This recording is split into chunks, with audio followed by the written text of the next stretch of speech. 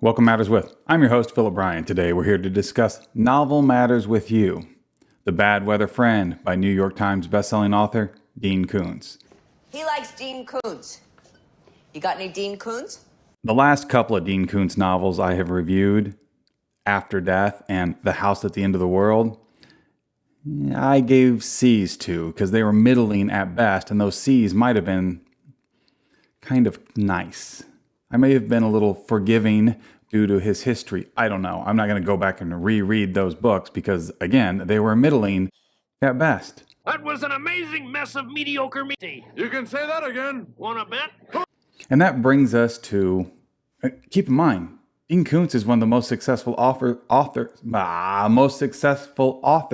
over the past 4 decades. Oh my God, are you Stephen King? No, I'm Dean Koontz. He's sold over 500 million copies. But again, those last two, not so much. That's your opinion. That brings us to The Bad Weather Friend. Dean, come on. Nice work. This is good. This is maybe a little better than good. Dean Koontz coming back? Now, it doesn't make a lot of sense why it's good, except for you're very good at this. You are a prolific writer. This story would have been literary car crash in the hands of a lesser author. So I appreciate it.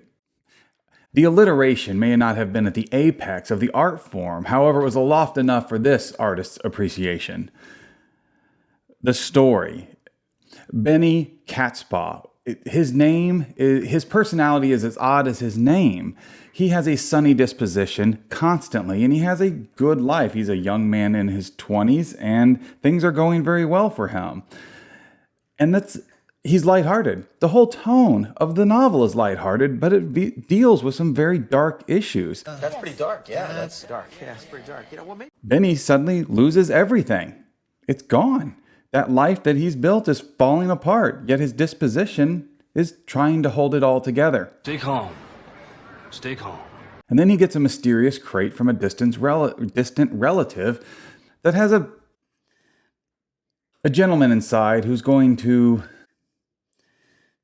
apply some retribution, some adjustments to all these wrongs that have befallen Benny. Because there's a group of people who want to see Benny fall apart. This story deals with trauma and violence, but it does so in a lighthearted way.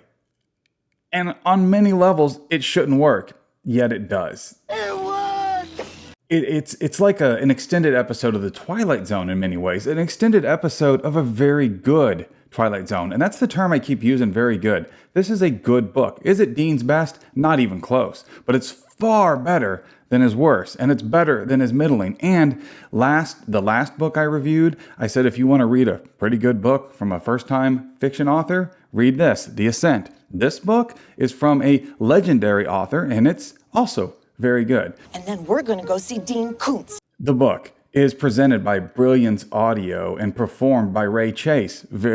He does a fantastic job with it.